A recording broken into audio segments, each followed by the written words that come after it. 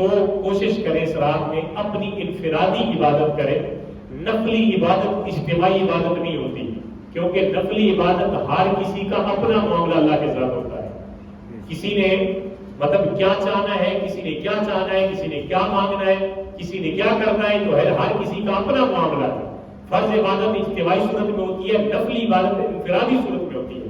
تو انفرادی صورت میں آپ کیا کریں، یہاں پہ آپ نوافل جتنے پڑھ سکیں. کوئی خاص ترکیب نفلوں کی نہ قرآن میں ہے نہ متفق علیہ حدیث میں اس صورت میں ہے کہ آپ جی اتنی رکعت پڑھیں تو یہ ہوگا، اتنی رکعت پڑھیں. ہاں، یہ جو ہم رکعتیں بتاتے ہیں یہ اولیاء کرام کا معمول تھا، یہ بزرگوں کا معمول تھا کہ وہ یہ کرتے تھے. جیسے حضرت شیخ عبد القادر جیلانی کے بارے میں معروف ہے کہ آپ جو ہے وہ 100 رکعت نماز، جس کو صلاۃ الحاجت کہتے ہیں، وہ پڑھا کرتے تھے. 100 رکعت نماز. اب تو مختلف لوگوں نے اس کو پڑھا. حضور سید عالم صلی اللہ علیہ وسلم نے اپنے چچا جان حضرت عباس رضی اللہ تعالیٰ کو فرمایا کہ تم صلاۃ التسبیح پڑھا کرو. اب صلاۃ التسبیح ایک الگ عمل ہے، اس کو نوجوان سارے ضرور پڑھیں، الگ الگ پڑھیں. طریقہ ہم آپ کو سمجھا دیں گے. جو ثواب آپ کے الگ پڑھنے میں ہوگا وہ اجتماعی صورت میں نہیں ہوگا. یہ آپ کو اور میں قائل بھی نہیں ہوں اس بات کا، کیونکہ مجھے جتنا علم حاصل ہے تو میں نفلی عبادت کے اجتماعی ہونے کا قائل ہی نہیں ہوں. تو پھر میں آگے جاؤں گا بھی نہیں. تو آپ مطلب آپ علیحدہ اپنے نوافل ادا کریں.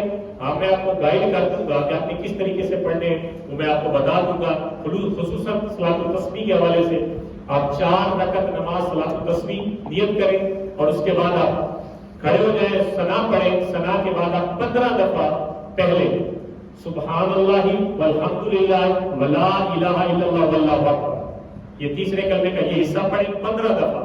اور آپ نماز کے اندر آپ سے کو گن بھی سکتے ہیں، یعنی آپ تسبیح وغیرہ بھی رکھ سکتے ہیں. آپ اپنی انگلیوں کے حساب سے بھی اپنی تعداد گن سکتے ہیں. اور پھر 15 دفعہ پڑھنے کے بعد سورۃ فاتحہ پڑھیں، پھر کوئی سورت میں لائیں. اس کے بعد پھر 10 دفعہ یہی کلمہ دہرائیں، سبحان اللہ والحمد للہ ولا الہ الا اللہ واللہ اکبر. یہ ہر ایک کو آتا ہے، کوئی بھی ایسا نہیں ہوگا ماشاءاللہ جس کو یہ نہیں آتا ہوگا. سبحان اللہ پڑھ لیں، سبحان اللہ والحمد للہ ولا الہ الا اللہ واللہ اکبر. یہ ہر ایک کو آتا ہے. یہ 10 دفعہ پڑھنا ہے. آپ نے قرات کرنے کے بعد 10 دفعہ پڑھنے کے بعد آپ نے رکوع کرنا ہے. رکوع کی تسبیحات سبحان ربی العظیم 3 دفعہ پڑھنے کے بعد پھر 10 دفعہ آپ نے یہی تسبیح پڑھنی ہے. پھر آپ نے رکوع سے کھڑے ہو جانا ہے اور سمع اللہ لمن حمدہ ربنا ولک الحمد پڑھ کے پھر 10 دفعہ یہی تسبیح پڑھنی ہے. کھڑے ہاتھ چھوڑ کے آپ نے 10 دفعہ یہ تسبیح پڑھ کے پھر آپ نے سجدے میں جانا ہے. اور سجدے میں آپ نے سبحان ربی الاعلیٰ 3 دفعہ پڑھ کے پھر یہی تسبیح پڑھنی ہے. پھر یہی تسبیح سبحان اللہ والحمد للہ ولا الہ الا اللہ واللہ اکبر 10 دفعہ پڑھنی ہے.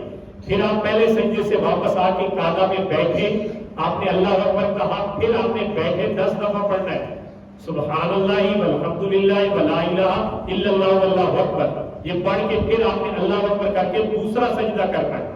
دوسرے سجدے میں آپ نے پہلے 3 تسبیحات پڑھ کے سبحان ربی الاعلیٰ پڑھ کے پھر 10 دفعہ سبحان اللہ والحمد للہ ولا الہ الا اللہ واللہ اکبر. یہ آپ نے پڑھنا ہے. آپ کی ایک رکعت مکمل ہو گئی. یہ ایک رکعت میں ٹوٹل 75 مرتبہ آپ نے یہ کلمہ پڑھا. کتنی مرتبہ؟ 75 مرتبہ. یہ آپ کی ایک رکعت مکمل ہوگی. اب دوسری رکعت کے لیے آپ کھڑے ہوں گے تو پہلے 15 دفعہ اور پھر اسی روٹین سے 10 دفعہ پڑھ کے آپ التحیات پڑھیں گے. مکمل یوم یقوم الحساب تک پڑھ کے تیسری رکعت کے لیے کھڑے ہو جائیں گے اور ثنا پڑھیں گے.